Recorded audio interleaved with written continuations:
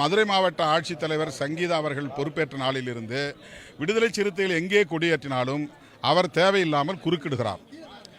அடிக்கடி ஏதேனும் பிரச்சனை செய்து கொண்டே இருக்கிறார்.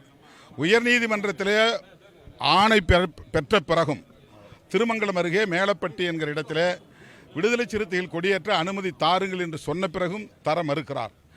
அதேபோல ஊமச்சிக்குளம் பக்கத்திலே ஆலத்தூர் என்கிற இடத்தில் விடுதலை சிறுத்தைகள் கட்சி கொடியேற்றுவதற்கு அனுமதி தாருங்கள் என்று நீதிமன்றம் சொல்லியும் தர மறுக்கிறார்.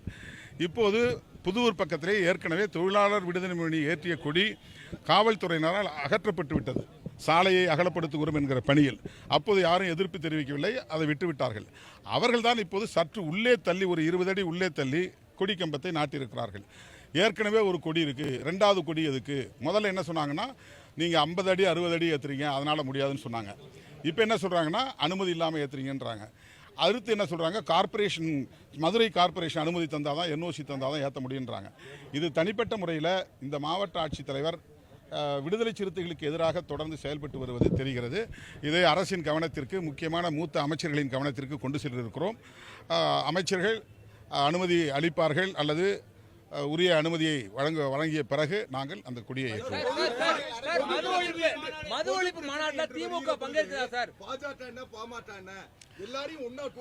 அவங்களோட அது பாஜக பாமகவோட சேர்ந்தா மறுபடியும் நாங்கள் கரப்ட் ஆயிடுவோம்.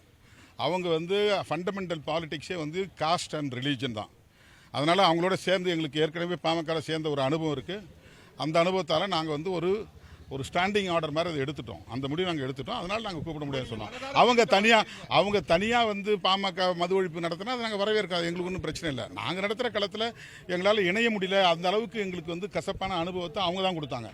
நாங்கள் கைகோர்த்தோம், 5 ஆண்டுகள் கைகோர்த்து பயணம் பண்ணோம். திடீர்னு எங்களுக்கு எதிராக திரும்பி அவதூறுகளை பரப்புனாங்க. அதனால் நாங்கள் தீர ஆலோசித்து தான் கட்சியினுடைய உயர்நிலை குழுவில் முடிவெடுத்தது. அந்த முடிவை நான் சொன்ன பத்திரிகையாளர் எது மது ஒழிப்பில் உடன்பாடு உள்ள யாரும் கலந்து கொள்ளலாம் என்று நான் அங்கே சொன்னேன். அதை மீண்டும் வழிமொழிகிறேன். யார் யாரை அழைப்பது என்பது குறித்து இன்னும் நாங்கள் முடிவு செய்யவில்லை. யாருக்கும் அதிகாரபூர்வமாக நாங்கள் அழைப்பு விடுக்கவில்லை. இருப்பது இன்னும் 15 நாட்கள் தான். நாங்கள் உயர்நிலை குழுவிலே முடிவு பண்ணி யாரை அழைப்பது என்று முதல்ல நாங்கள் என்ன முடிவு பண்ணியிருக்கோம்னா, இது மகளிர் மாநாடு என்பதனால் தேசிய அளவில் மகளிர் அணி தலைவர்களை அழைக்கலாம் என்று தான் நாங்கள் முடிவு செய்திருக்கிறோம். இது பத்திரிகையாளர் கேட்ட கேள்விக்கு நான் சொன்னேன். மது ஒழிப்பில் எல்லாருக்கும் உடன்பாடு இருக்குது. திமுக 2016 தேர்தல் அறிக்கையில் மதுவை ஒழிப்போம் சொல்லியிருக்கிறாங்க. அதே மாதிரி அதிமுகவும் தேர்தல் அறிக்கையில் மதுவை ஒழிக்கணும், மதுக்கடைகளை மூடணும்னு இருக்காங்க. அப்போ 2 கட்சி தான் பெரிய கட்சி, ஆண்ட கட்சி, ஆளுங்கட்சி. அதுக்கடுத்து எல்லா கட்சிகளுமே மது விலக்கில் உடன்பாடு உள்ளவர்களாக இருக்கிறாங்க. பாதிக்கப்படுகிற பெண்கள், கண்ணீர் விடுகிற பெண்கள், விதவைகள் பிரச்சனையை பேசாமல், அந்த வலியை பற்றி பேசாமல், கூட்டணி கணக்குகளை பற்றி எல்லோரும் இதை திசை திருப்புகிறார்கள், மடைமாற்றம் செய்கிறார்கள். நாங்கள் கண்ணீர் விட்டு கதறும் தாய்மார்களின் உணர்வுகளை வெளிப்படுத்துவதற்காகத்தான் இந்த மாநாட்டை நடத்துகிறோமே தவிர இதில் எந்த தேர்தல் கூட்டணி கணக்கே இல்லை. மறுபடியும் நான் சொல்லுகிறேன், தேர்தல் கூட்டணி கணக்கு இந்த அரசியலில் இல்லை. இதை நான் தேர்தலுக்காக நடத்தினேன்னா இதை விட அசிங்கம் வேறு எதுவும் இல்லை. நான் நடத்துகிற இந்த மாநாடு தேர்தல் கூட்டணி கணக்கின் அடிப்படையில் நடத்தினேன்னா அது எனக்கு மிகப்பெரிய அசிங்கம். நான் அந்த அடிப்படையில் செய்யவில்லை. உள்ளபடியே கண்ணீர் விட்டு கதறும் தாய்மார்களின் உணர்வுகளை மதித்து அவர்களின் எதிர்பார்ப்பை நிறைவேற்றக்கூடிய வகையில் தான் இந்த மாநாட்டை நான் அறிவித்தேன். கள்ளக்குறிச்சி போயிட்டு வந்த பிறகு அந்த மக்கள் சொன்ன கோரிக்கை தான், நீங்கள் இந்த டாஸ்மாக் கடைகளை மூட சொல்ல மாட்டீங்களா, இதுக்கெல்லாம் போராட மாட்டீங்களான்னு என்னை நேருக்கு நேராக கேட்டாங்க. கிட்டத்தட்ட 10க்கும் மேற்பட்ட தாய்மார்கள் கேட்டாங்க. உடனே நான் போராட்டம் அறிவித்தேன். அந்த போராட்டத்தில் இந்த மாநாடு அறிவித்தேன். செப்டம்பர் 17 பெரியார் பிறந்த நாளில் நடத்த முடியாமல் போச்சு எங்களுக்கு அறிவித்த நாளில்.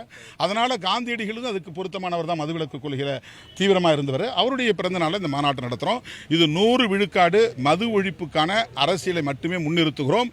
இதில் 0.1% கூட தேர்தல் கூட்டணி கணக்கு கிடையாது.